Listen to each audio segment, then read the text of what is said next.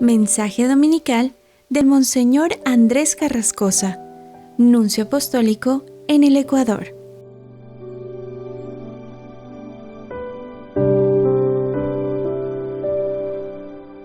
Queridos hermanos, feliz domingo. Estamos en el domingo 30 del tiempo ordinario y leemos el Evangelio de San Marcos, capítulo 10, versículos 46 a 52.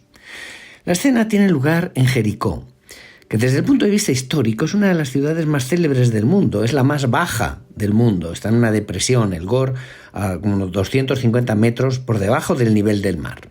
Está cerca del Mar Muerto, un paisaje desolado donde ahí reina la muerte, pero en medio hay como una mancha verde de palmeras, un oasis, que es Jericó.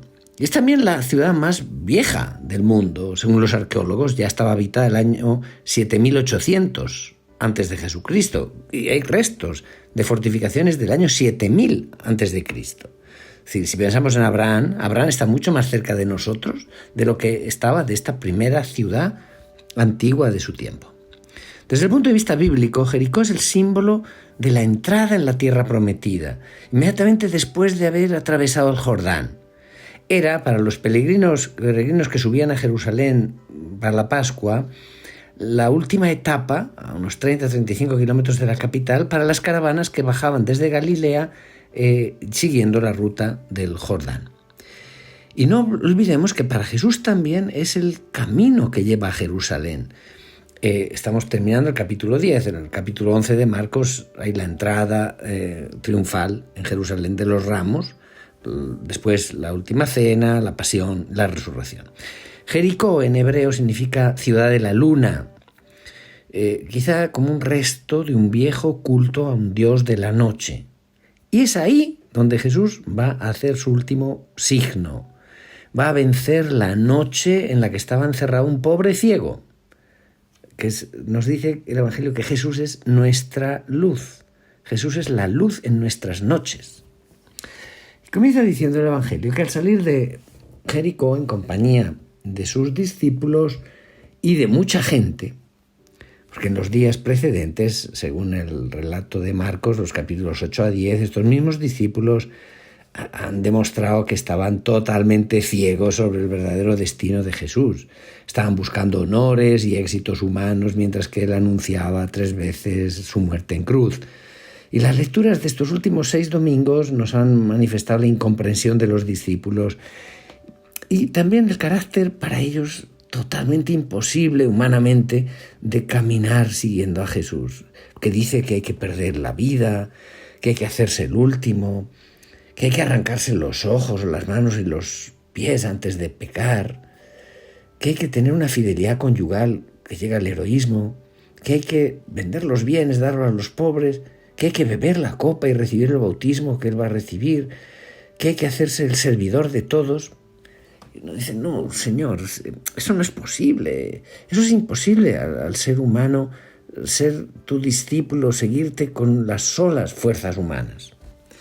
Pues mientras salía, un ciego llamado Bartimeo estaba sentado al borde del camino pidiendo limosna.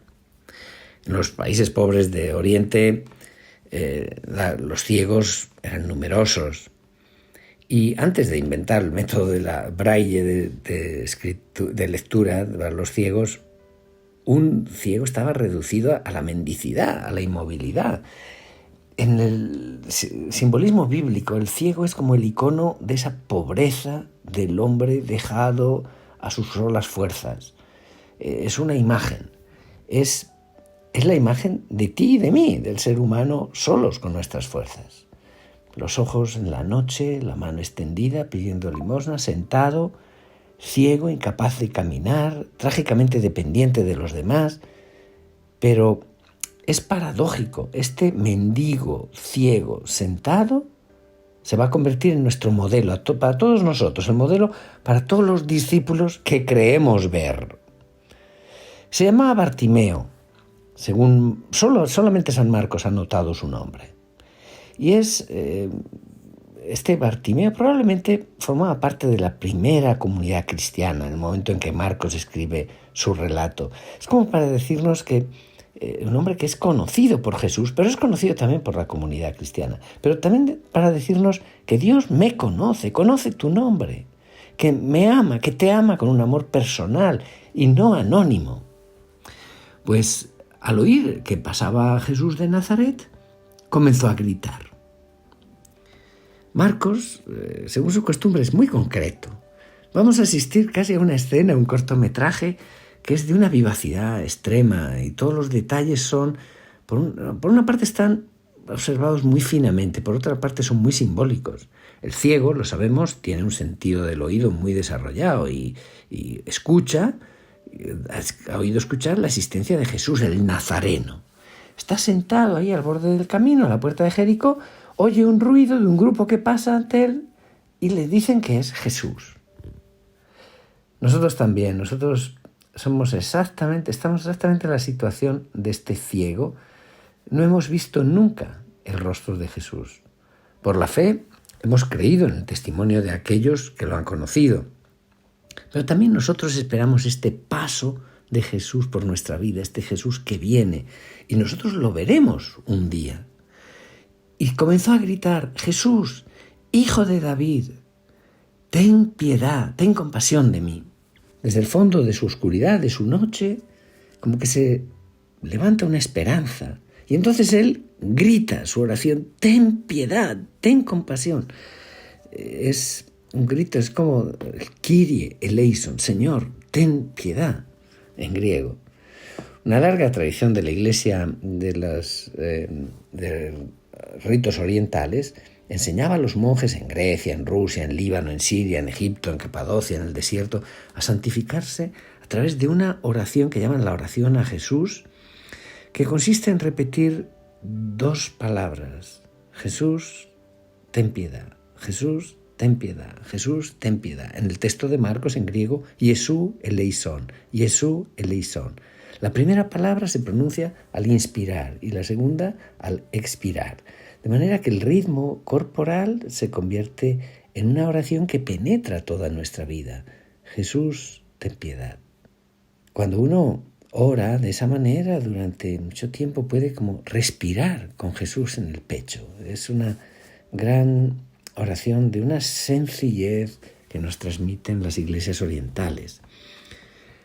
No es necesario ir a buscar técnicas de yoga a Katmandú para vivir según el Espíritu, ni mucho menos.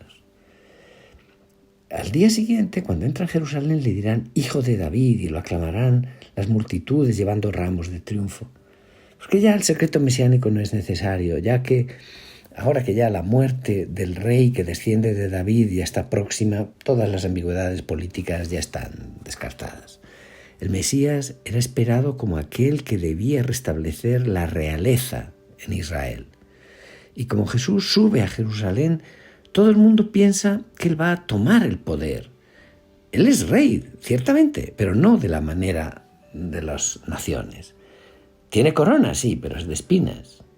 El hijo de David, nacido en Belén como su antepasado, va a reinar en Jerusalén como su antepasado, pero no como esperan las multitudes. Será el primero haciéndose el último, el esclavo, el servidor.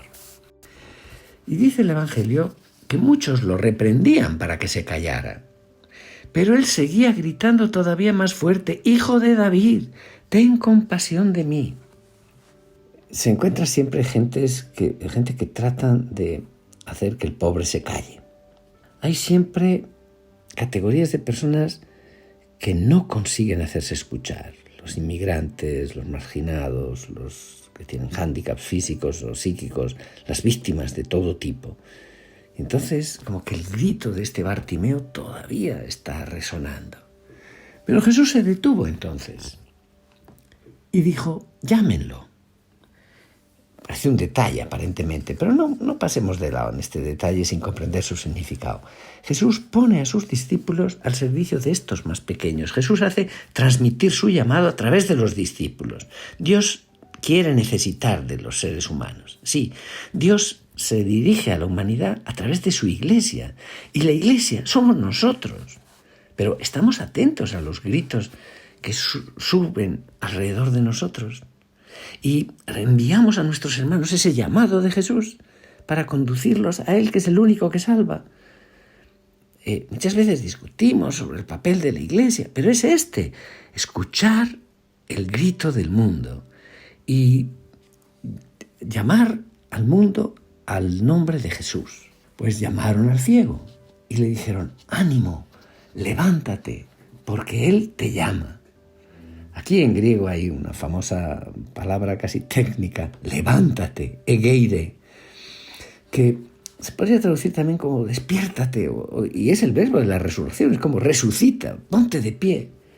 Este es el mensaje que tenemos que dar como iglesia, en el nombre de Jesús, a este mundo nuestro: levántate, ánimo, te llama. Entonces el ciego tiró su manto, de un salto se puso en pie y se acercó a Jesús. En el lenguaje bíblico, el manto es el símbolo del poder del hombre. El contacto del manto de Jesús aseguraba la curación. El dejar el manto, para este ciego, simboliza una especie de romper con su pasado. En tiempos de Marcos, el que era bautizado tiraba su manto para revestirse el nuevo vestido blanco del bautizado, para indicar la vida nueva. Entonces le dijo Jesús: ¿qué quieres que haga por ti? Y dice: pero qué pregunta tan rara, ¿no? Si nos quedamos en la superficie del relato. Jesús sabe muy bien lo que esperaba de él este ciego, pero la escena es bautismal, de comienzo a fin, y es necesario que el candidato a esa iluminación haga su petición, además como de su profesión de fe personal. También hoy preguntamos: ¿qué pides a la Iglesia? El bautismo. Entonces el ciego respondió: Maestro, que pueda ver. El bautismo en tiempos de Marcos era llamado la iluminación. Era el sacramento donde se abren los ojos. Como decir: Señor, haz que yo vea. Abre mis ojos, Señor. Y entonces Jesús le dijo: vete, tu fe te ha salvado. Al momento recobró la vista y comenzó a seguirlo por el camino. El bautismo es el paso de las tinieblas a la luz. Es la salvación. Lo que era imposible al ser humano con sus solas fuerzas, se hace posible. Y es ponerse a seguir a Jesús. Entonces se le abrieron los ojos. Como dirá Lucas en los de Emaús, se les abrieron los ojos. Y sí, los ojos estaban cerrados, aunque los discípulos de Emaús vieran, pero estaban ciegos. Pues bien, Bartimeo, él se recordará siempre de este rostro que él ve por primera vez cuando se le abrieron los ojos, vio el rostro de Jesús. Cuando nosotros abrimos los ojos, tenemos que mirar al Señor, decirle: ven, Señor Jesús. Queridos hermanos, que tengan un feliz domingo. Que Dios les bendiga.